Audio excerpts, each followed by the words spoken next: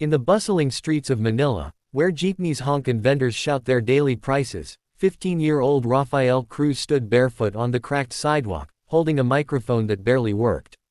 His voice, though, was clear as sunlight breaking through clouds. He sang old love songs in English and Tagalog, his soft tone rising above the noise of the city. Every day, he stood by the same corner, next to his mother's vegetable stand, hoping to earn a few coins from passers-by. His mother smiled at him with pride, even when business was slow. "Keep singing, Anik," she said, "your voice is a blessing." Rafael's father had been a tricycle driver, but an illness had taken away his strength, leaving the family struggling to survive. Music became their light in the dark. At night, Rafael sat outside their small home, watching videos on his cracked phone, clips of America's Got Talent, The Voice, and other shows that made him dream. He imagined himself standing on a big stage, with bright lights and thousands of people cheering for him. But when the fantasy faded, reality always came back. No money, no chances, no future beyond these crowded streets. Still, he never stopped singing. One rainy afternoon, a foreign tourist walking through Manila's streets stopped to listen. She was moved by the boy's voice, the emotion, the honesty, the soul. She recorded a short video and posted it online with the caption, "This boy sings like an angel." Rafael didn't even notice. He just kept singing, his eyes closed, lost in the melody. That night, while the rain poured over their tin roof, his mother's phone started buzzing nonstop. Notifications, messages, calls, all about Rafael. His video had gone viral.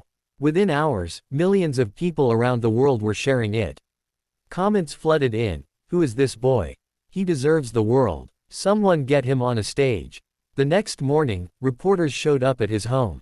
Neighbors clapped and cheered, proud that someone from their community had reached so many hearts. Rafael was confused and shy, overwhelmed by all the attention. He didn't know what to say when a TV host asked him how it felt to be famous. "I just wanted to help my mom," he said softly. "I didn't think anyone would care about my voice." Days later, an email arrived that changed everything. A representative from a global talent show had seen the viral video and wanted Rafael to audition. He stared at the screen in disbelief, his hands trembling. It felt impossible. He had never even been on an airplane, never left his neighborhood. But when he told his mother, she cried and hugged him. "Maybe this is God's plan," she whispered. The biggest problem was money. They couldn't afford tickets or travel costs. For a moment, Rafael thought about turning it down, afraid of letting people down or making a fool of himself. But the people around him refused to let that happen. The whole neighborhood came together, the shop owner donated cash, jeepney drivers passed around a hat, and even school kids sold snacks to raise funds. A local church hosted a small benefit concert, where Rafael performed once more. His voice filled the hall, and by the end of the night, they had enough for his trip. As he packed his few belongings into a small backpack, Rafael hugged his mother tightly. "I'll sing for you," he promised. She brushed away his tears and smiled. "No, Anik," she said, "sing for the world." When he boarded the plane, his heart raced with fear and hope. Through the small window, he watched Manila fade beneath the clouds. He whispered a quiet prayer, clutching the only thing he truly owned, his voice. For the first time, he felt that maybe dreams weren't meant just for others. Maybe they were meant for boys like him too. The lights inside the theater were blinding as Rafael Cruz stepped onto the stage. His hands shook, his heart raced, and his breath came in short, nervous gasps. He had seen this place so many times on TV, the grand stage of America's Got Talent, but standing there in person felt unreal. The crowd stretched endlessly before him, cameras flashed, and the judges sat in their seats waiting. Simon Cowell leaned forward with a curious look, and Sofia Vergara smiled warmly. "What's your name, sweetheart?" Heidi Klum asked. Rafael swallowed hard before answering in his gentle accent, "My name is Rafael Cruz. I am from the Philippines." The audience clapped, hearing the slight tremble in his voice. Simon asked him what he was going to sing. Rafael looked down for a moment, then said softly, "You raise me up." There was a quiet murmur of approval. The music started, and for a brief second, Rafael froze. Then, as the first note left his lips, the fear melted away. His voice, pure and full of emotion, filled the hall. Every word came from his heart, not just sung, but lived. The song spoke of struggle, hope, and faith, and he sang it like someone who had known all three. The crowd grew silent, some wiping tears. When he reached the high notes, even the judges were visibly moved. As the last note faded, there was a moment of stillness before the entire theater erupted in applause. People stood on their feet, cheering. Raphael looked shocked, covering his mouth as tears rolled down his cheeks. Simon Cowell, known for his tough words, leaned into the microphone. "Raphael," he said, "you don't sing from your mouth, you sing from your soul." Sophia was crying. Heidi pressed the golden buzzer, and in an instant, golden confetti exploded from above, swirling like magic around Raphael. He fell to his knees, sobbing as the audience roared. On the big screen behind him, a live video appeared, his mother watching from Manila, her hands over her face, crying with pride. Raphael looked up at the ceiling through tears, whispering, "Thank you, Mama." Overnight, Raphael became a sensation once again, but this time, on a global scale. Headlines called him the angelic voice from the streets. People wanted to know everything about him, the boy who once sang for coins and now stood as a golden buzzer winner. He appeared on talk shows, smiling shyly as he told his story. But behind the smile, he felt the pressure growing. Fame was new, strange, and heavy. He missed his mother, his old neighborhood, and the simplicity of his street performances. The luxury of hotel rooms and bright lights made him feel far from home. As he prepared for the semi-finals, Raphael often sat alone backstage, praying quietly. His mentor on the show noticed his silence one evening and asked, "Are you nervous?" Raphael nodded. "I don't want to disappoint anyone." The mentor smiled and said, "Then don't sing to impress, sing to express. That's what made people love you." Those words stuck with him. When it was time for his next performance, Raphael chose something special, a mix of a traditional Filipino folk song blended with English lyrics. He wanted the world to hear where he came from. The lights dimmed, and a soft melody began. As he sang, his voice carried warmth, pain, and pride. The audience didn't understand every word, but they felt every emotion. The judges listened, spellbound. By the end, the theater was silent before the crowd rose to their feet again. Simon smiled and said, "You just made millions of people fall in love with the Philippines." Raphael smiled through tears, bowing deeply. That night, social media exploded with love from around the world. Messages came from people who said his voice reminded them of hope. He sat in his hotel room later, scrolling through the comments, holding his mother's picture close. "I did it, Mama," he whispered, his eyes filled with quiet gratitude. For Raphael, it was never just about fame, it was about showing that even from the smallest streets, a dream could rise and touch the stars.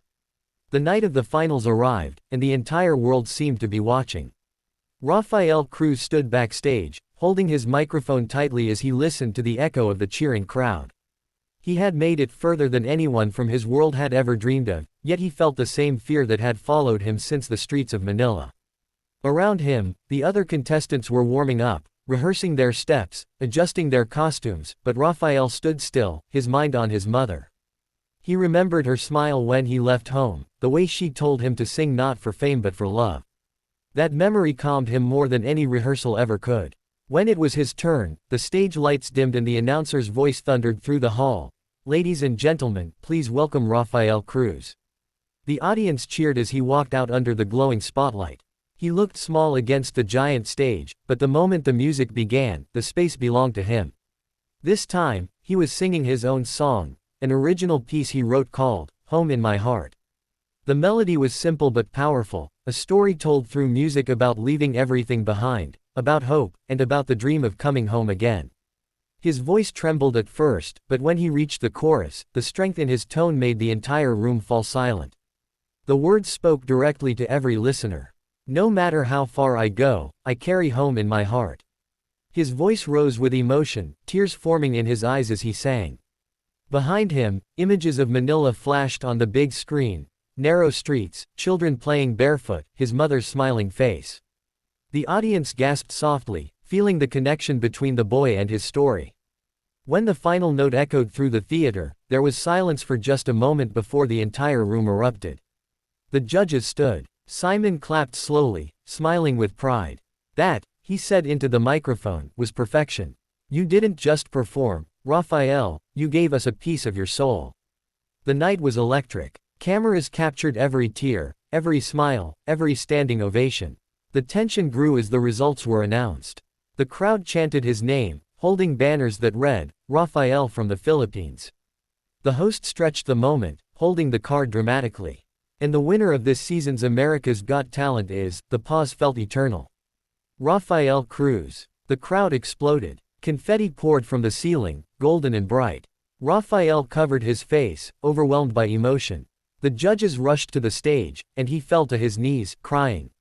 He wasn't just a singer anymore, he was proof that dreams could survive poverty, fear, and distance.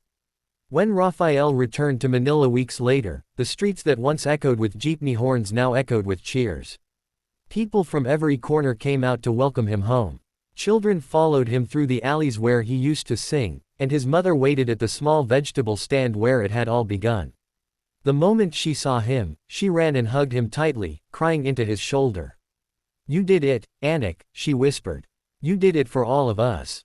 Raphael smiled and handed her the golden trophy. This belongs to you, he said. Despite his new fame, Raphael never forgot his roots. Instead of chasing luxury, he used his prize money to open a small music school in his old neighborhood. He called it, Voices of Hope. Every week, he taught children how to sing, even those who couldn't afford lessons. Talent doesn't belong to the rich, he told them. It belongs to the brave. The small classroom became a place of laughter and dreams, where kids who once begged on the streets now sang about hope. One evening, as the sun set over Manila, Raphael stood on the same corner where it all began. He looked around, at the lights, the noise, the faces, and smiled. He began to sing softly, the same songs he once sang for coins, but now, his voice carried farther, deeper, touching hearts across the city.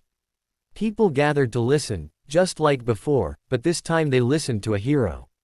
For Raphael, it was never about the fame or the stage.